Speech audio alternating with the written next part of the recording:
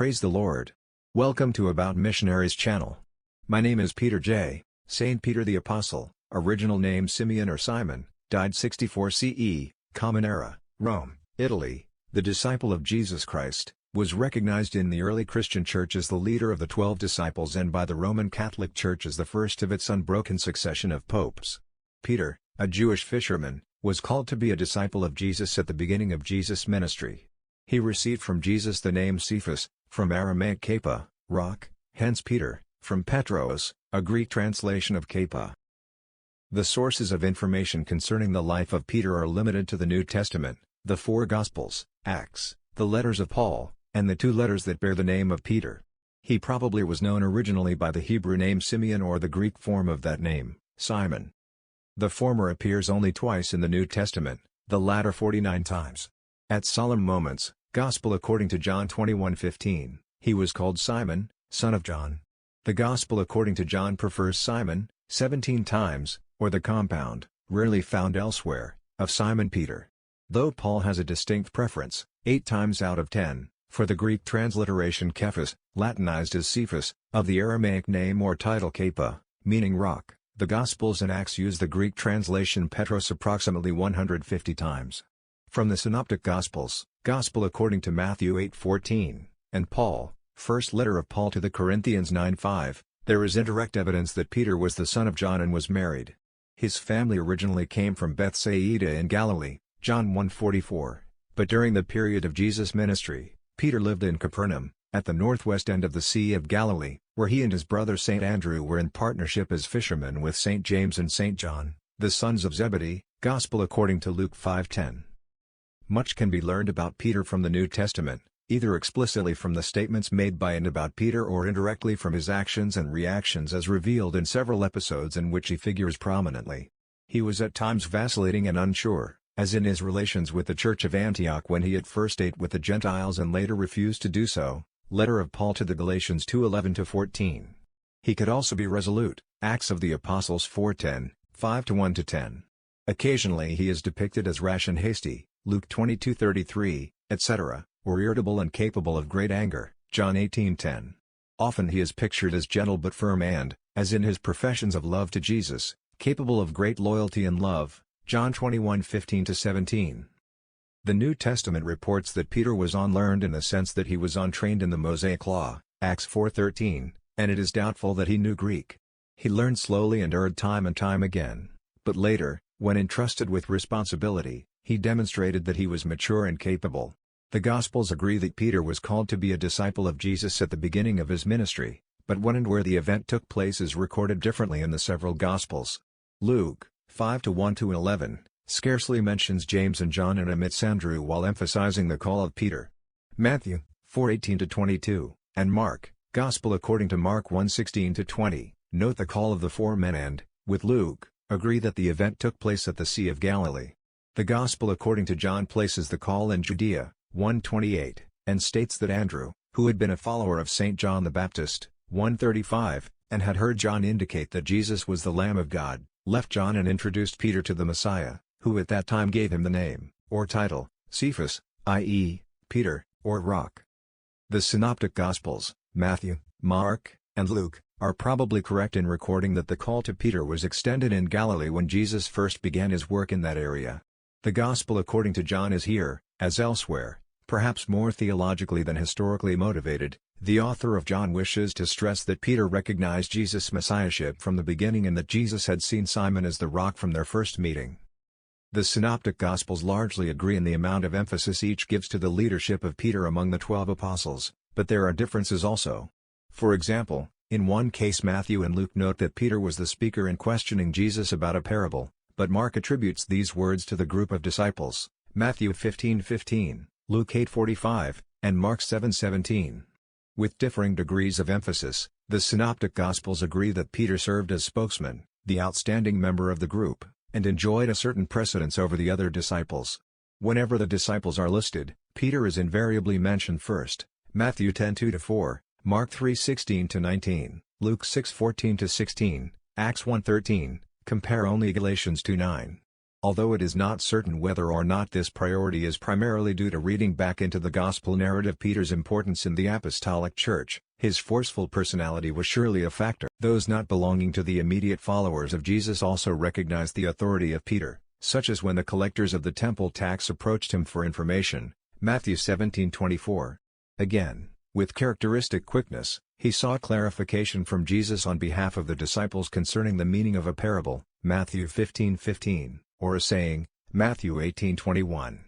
As both an individual and a representative of the 12 apostles, he made a plea for personal preference in the kingdom of heaven as a reward for faithful service, Matthew 19:27, 28.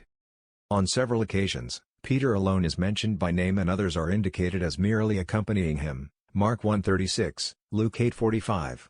Even when the three disciples closest to Jesus, the pillars Peter, James, and John, figure in a particular incident, it is frequently Peter alone who is named. When the three are named, Peter's name invariably appears first, as in Matthew 17:1, 26:37. It was his home in Capernaum that Jesus visited when he cured Peter's mother-in-law, Matthew 8:14, and it was Peter's boat that Jesus used when he instructed the crowd, Luke 5:3.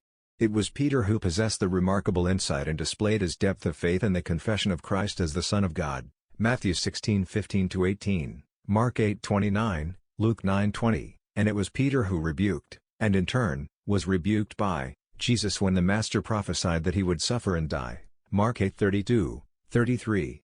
It was also Peter who manifested the momentary weakness of even the strongest when he denied his Lord, Matthew 26:69-75, Mark 14:66-72, Luke 22:54-61. Later, however, with greater maturity, Peter discovered strength and, as he was charged by Jesus, Luke 22:31, 32, effected the strengthening of others. Finally, Peter, who survived his denial, is permitted to be the first of the apostles to see Jesus after the resurrection, Luke 24:34.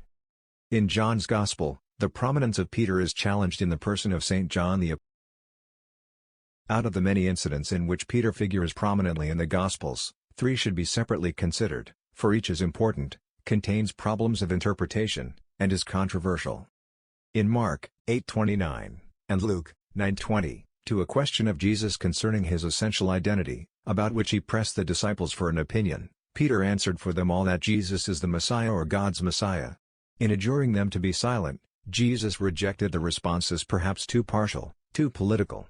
In the Matthean version, 16:13, expanding upon the narrative in Mark, Peter answered for himself and presumably for the other disciples, "You are the Christ, the Son of the living God." A new dimension of understanding was thus reached, and this heightened awareness of Jesus' divinity was approved by Jesus and occasioned Peter's ordination. In what may be a grouping of Petrine material, Matthew 16:18, 19 the confession, naming, and receiving of authority, Jesus gave to Simon the title of Cephas or Peter. Though in the past some authorities considered that the title, meaning rock, refers to Jesus himself or Peter's faith, the consensus of the great majority of scholars today is that the most obvious and traditional understanding should be construed, namely, that the title refers to the person of Peter. In John, the title was granted at what may have been the first meeting between Jesus and Simon, 1:42. Thus, when the name was given is open to question, but that the name was given by Jesus to Simon seems fairly certain. Matthew goes on to state that upon this rock, that is, upon Peter, the church will be built. The word church in the first-century Gospel according to Matthew is to be understood as referring to the community of the faithful rather than to a definite ecclesiastical organization. The authenticity of the uniquely Matthean material, Matthew 16:16-19, of this narrative has been widely discussed and has been challenged on the basis that verses 16-19 are found only in Matthew or that the inclusion of the word church suggests a level of organization acquired only at a later period. Though these and other arguments against authenticity are given most careful consideration, the concept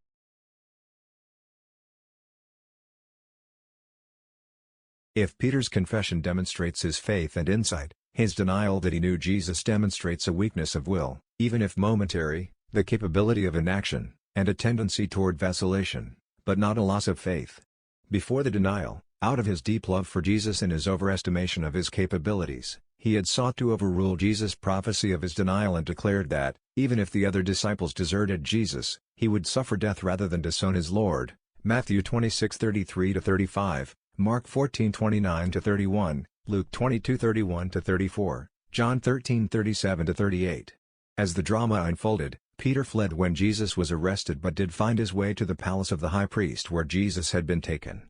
When confronted in the courtyard with the danger of admitting association with Jesus, he chose to deny. Matthew 26:69-75, Mark 14:66-72, Luke 22:54-61, John 18:15-18, 25-27. The degree of his shame and the depth of his love was revealed when he later realized that the prophecy had been fulfilled, and he wept bitterly. Matthew 26:75, Mark 14:72. The fact of Peter's denial did not destroy the love and trust that Jesus felt for him. Among the apostles, it was to Peter, who had confessed the sonship of Jesus, Matthew 16:16, who had been commissioned earlier to lend strength to his brothers, Luke 22:32, who had hesitated in his resolution at one crucial point, Mark 14:66-72, and who on the morning of the resurrection ran to the tomb, Luke 24:12, that the resurrected Christ first appeared. The earliest report of Peter's priority as a witness to the risen Jesus is found in the letters of Paul, 1 Corinthians 15:5, and this most probably is the intent of Luke 24:34. An initial appearance to Peter in Galilee may have been included in the original ending of Mark 16:6-8. The silence concerning this important matter of priority in Matthew and John is remarkable. It may be, however, that Matthew 14:27-28 represents a misplaced post-resurrection narrative, and John 21. Given the information supplied by the Gospels, it is not unexpected that Peter should emerge immediately after Jesus' death as the leader of the earliest church. For approximately 15 years after the resurrection, the figure of Peter dominated the community. He presided over the appointment of Saint Matthias as an apostle, Acts 1:23-26, to take the place of Judas, who had betrayed Christ and later died. It was Peter who first raised his voice and preached at Pentecost, the day when the church began its mission to the world, Acts 1:14-39. It was Peter who served as an advocate for the apostles before the Jewish religious court in Jerusalem, Acts 4:5-22. And it was he who exercised the role of the judge in the disciplining of those who erred within the church, Acts 5:1-10. Peter led the 12 apostles in extending the church here and there among them all, Acts 9:32. He went first to the Samaritans, Acts 8:4-17, who received the Holy Spirit. In Samaria, he encountered the magician and faith healer Simon Magus. Then he went to Lydda, in the plain of Sharon, Acts 9:32-35, where he healed the paralyzed Aeneas. Then, at the Mediterranean coastal town of Joppa, Acts 9:36-43, he effected the cure of Tabitha, Dorcas, in the name of Christ. He went farther north on the Mediterranean coast to Caesarea, Acts 10:1-11-18, where, through the conversion of Cornelius, a centurion of what was known as the Italian cohort, Acts 10:1, Peter introduced Gentiles into the church. According to Jewish requirements, a Gentile convert must first become a Jew through the rite of circumcision and be accepted as a proselyte. In accepting Cornelius and the others, who may have had some informal connection with the synagogue, Acts 10:1, and ordering them to be baptized in the name of Jesus Christ, Acts 10:48, without submission to the prior rite of circumcision, Peter introduced an innovation that ensured the opposition of the Jewish Christians and others. This independent course, set by Peter with the blessing of the Spirit, Acts 10:10-15, was possibly a factor in Herod's beheading of St. James, the brother of John, and the arrest of Peter, Acts 12:2-3. In prison, circa 44 CE, Peter was visited by an angel of the Lord, and the chains fell off his hands, and he made his escape, Acts 12:1-8. He went immediately to the house of Mary, the mother of John, whose other name was Mark, Acts 12:12. After asking them to report his escape to James and the brethren, he went to another place, Acts 12:17. At this point, the unchallenged leadership of Peter in Jerusalem came to an end. It is not at all clear where Peter went, but it is not probable that the words "to another place" refer to a different home in the same general area that would provide temporary refuge. The later work of Peter is not covered in Acts, perhaps because the author of Luke Acts had planned a third book that would have included such a discussion, but the book was never written or was written and later lost. Perhaps the events would have included unedifying material, such as the internal jealousy within the church referred to in the first letter of Clement 4-6, or perhaps the author died before the completion of his work. Whatever momentary glimpses into the period of the later ministry of Peter remain can only be noted in a discussion of his relationship with the two other outstanding apostles of the time, St. James and St. Paul. Peter was the most prominent figure in the Jerusalem church up to the time of his departure from Jerusalem after his imprisonment by King Herod and his subsequent release in the New Testament account, Acts 12:1-17. For example, Paul went up to Jerusalem to consult with Peter 3 years after he was converted, and he remained with Peter for 2 weeks, Galatians 1:18-19.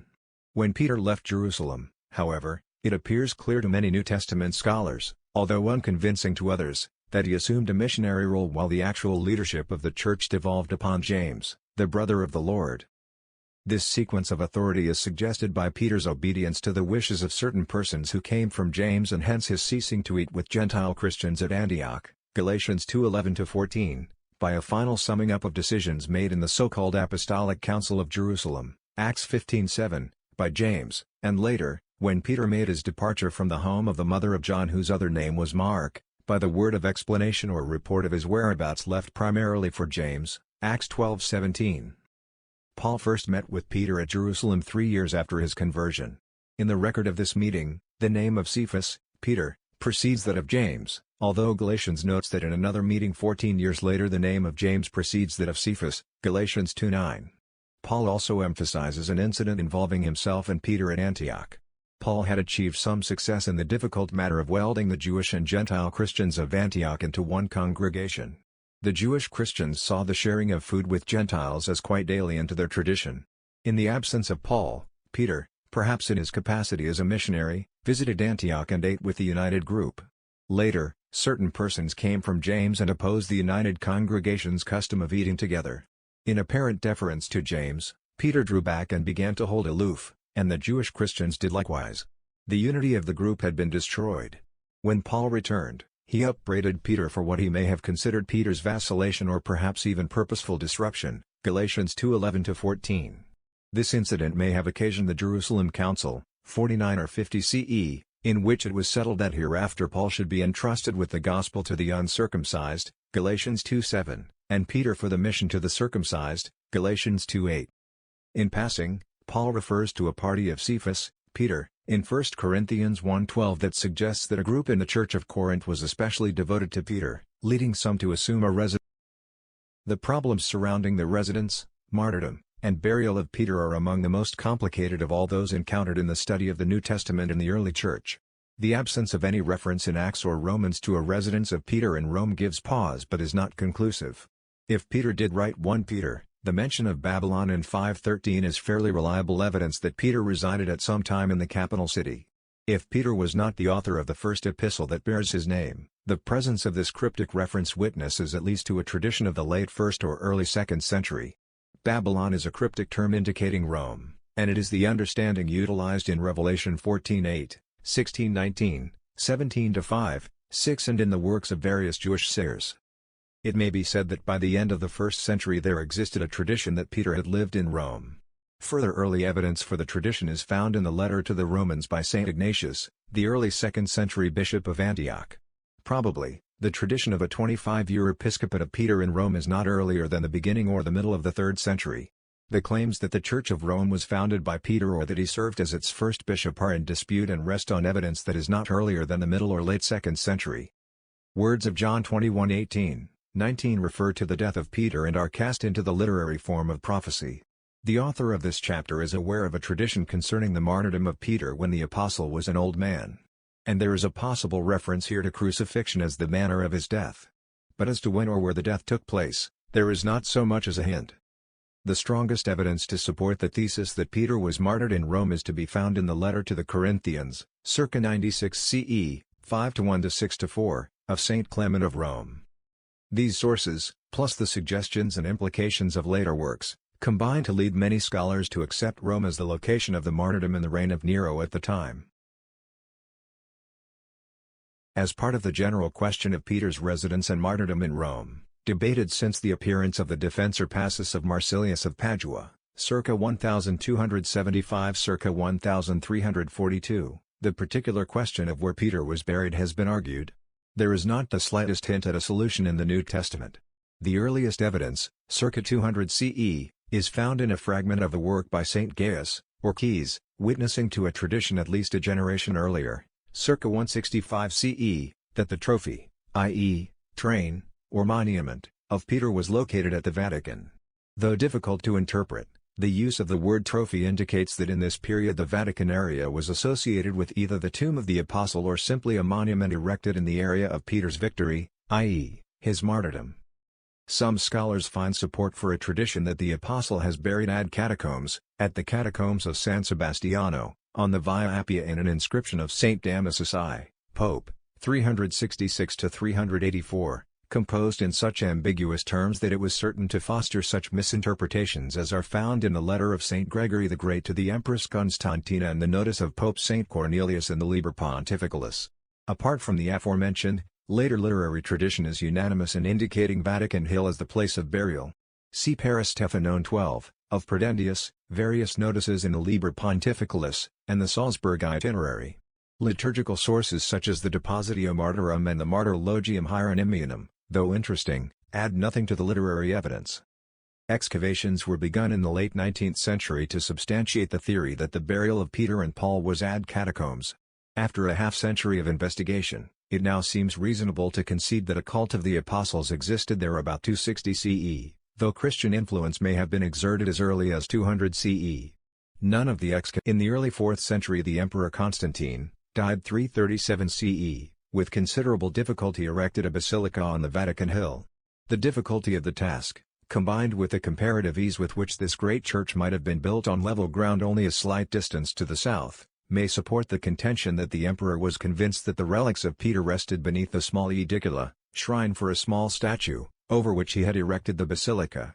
The task before the excavators was to determine whether or not the belief of Constantine accorded with the facts or was based merely upon a misunderstanding. The excavation of this site, which lies far beneath the high altar of the present Church of St. Peter, was begun in 1939. The problems encountered in excavation and interpretation of what has been discovered are extremely complex. Some scholars are convinced that a box found in one of the fairly late sidewalls of the edicula contains fragments of the remains of the apostle, fragments which at an earlier time may have rested in the earth beneath the edicula. Others are most definitely not convinced. If a grave of the apostle did exist in the area of the base of the edicula, nothing identifiable of that grave remains today. Furthermore, the remains discovered in the box that until comparatively recently rested in the sidewall do not lead necessarily to a more positive conclusion. Archaeological investigation has not solved with any great degree of certainty the question of the location of the tomb of Peter. If it was not in the area of the edicula, perhaps the grave rested elsewhere in the immediate vicinity, or perhaps the body was never recovered for burial at all.